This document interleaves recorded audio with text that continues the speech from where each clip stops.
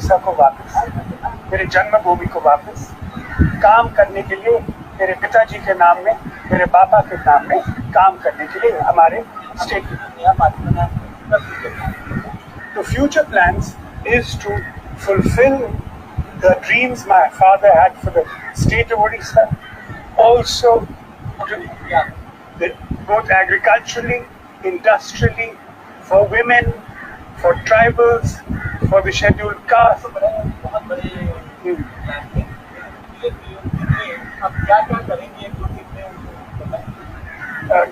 क्या करेंगे, क्या क्योंकि आपका जो नया पार्टी बना है, जी, उसका फ्यूचर प्लान 1-2 में बताएं। उनके future plans is to look after the needs of the rural areas